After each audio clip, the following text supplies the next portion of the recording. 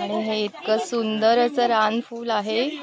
त्याचं नाव काय आहे मला काय माहिती नाही. परागकण किती छान दिसतंय. वाव यार, अप्रतिम.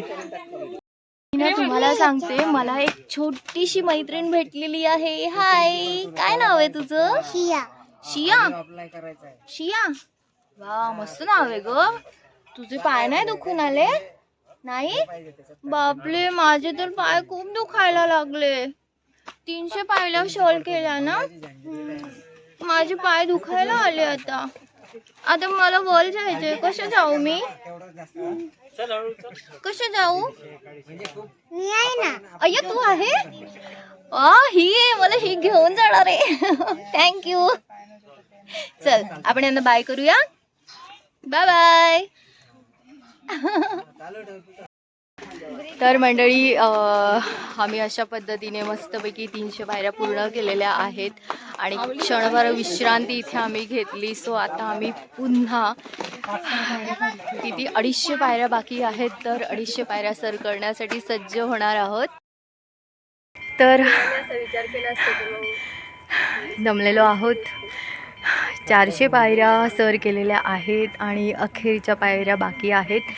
आणि तुम्हाला ऐकायला येत असेल कदाचित घंट्याचा नाद.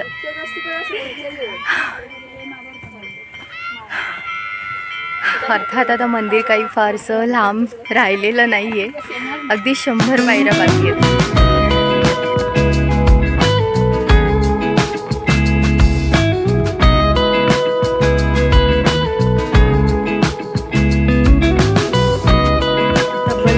पायऱ्या सर करून झाल्यानंतर इथे सुरुवातीला खंडोबाच्या घोड्याची पावलं आहेत, ज्याचं दर्शन आम्ही आता पूर्वी घेतलंय.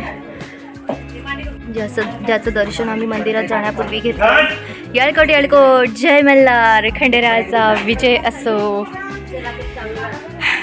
आणि या पावलांचं दर्शन घेतल्यानंतर पुन्हा एकदा एक छोटासा विसावा.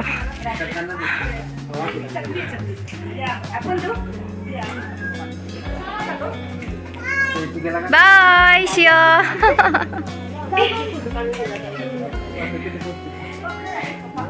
आणि अशा पद्धतीने इकडे वर जाऊन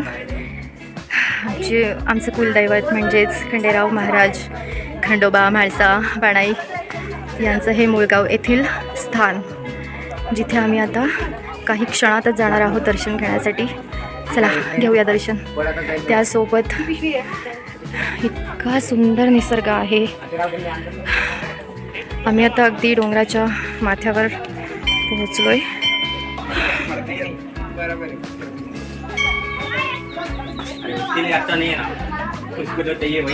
खूप उंचावर आलेलो आहे आम्ही. अर्थात याहीपेक्षा उंच ठिकाणी देवतांची स्थाने असतात. हे जरा कमीच आहे, पण तरीही उंचावर आहे. सो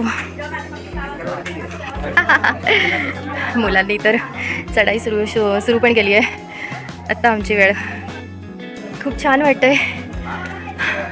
एक वेगळाच आनंद आहे.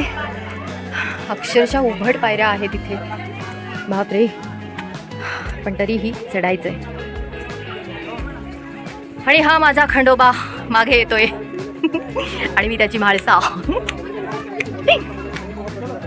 बापरे, खतरनाक डेंजर पायऱ्या आहेत.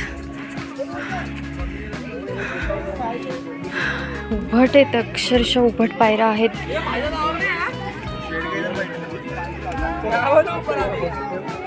फायनली चढलो बाबा.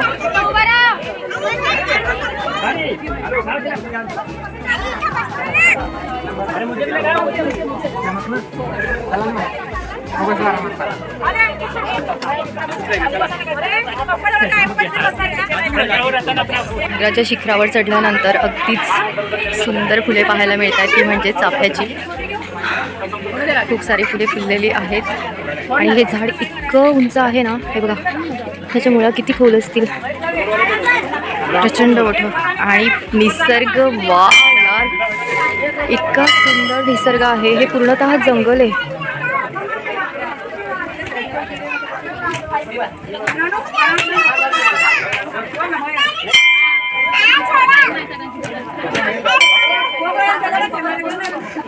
या बाजूला सुद्धा चाफ्याची झाडं आहेत.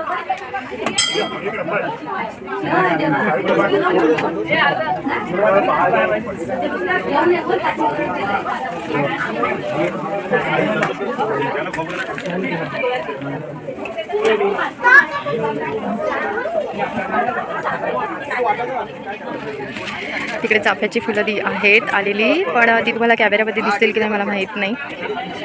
अप्रतिम यार, अप्रतिम. चला दर्शन घेऊया.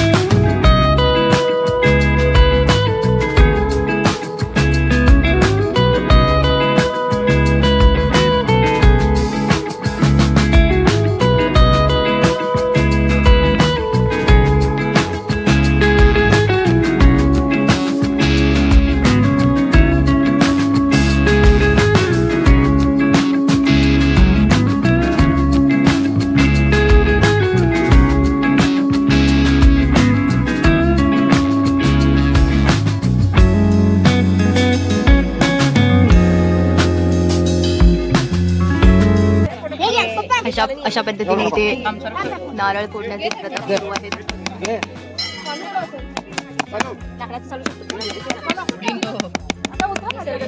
परीची मम्मी कसं वाटतंय डोंगराच्या माथ्यावर आल्यावर? परी आनंदी आहे. आम्ही खाली काय असं ना खालून वर आणा त्याला व्ह्यू दिसला पाहिजे. खालून आपण किती उंचावर आहे.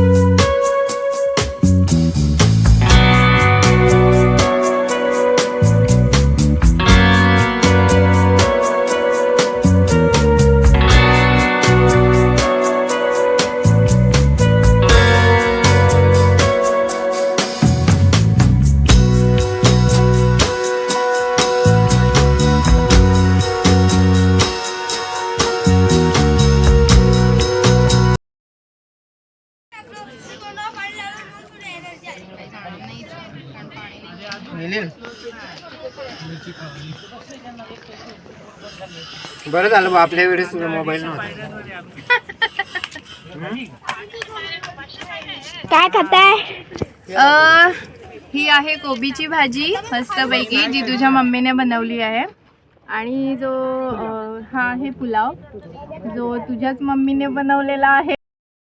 शेवटी मस्तपैकी वनभोजन झालेलं आहे. मज्जा आलेली आहे खूप. आणि अशा पद्धतीने आम्ही किती होत्या पायऱ्या? 750 हां. तर 750 पायऱ्या सर करून खंडोबाचं दर्शन घेऊन वनभोजन करून मस्तपैकी आता हा गड उतरत आहोत.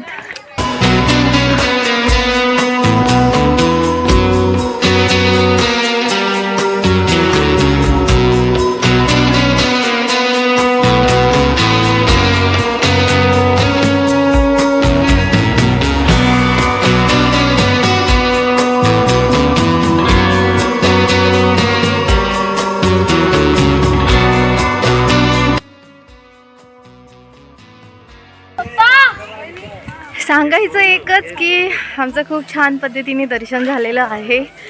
बहुतांशी मंदिरांमध्ये असं असतं की कॅमेरा अलाव नाही, व्हिडिओग्राफी अलाव नाही वगैरे, पण इथे अलाव होती म्हणून मी छान व्हिडिओग्राफी केलेली आहे जे तुम्ही बघितली.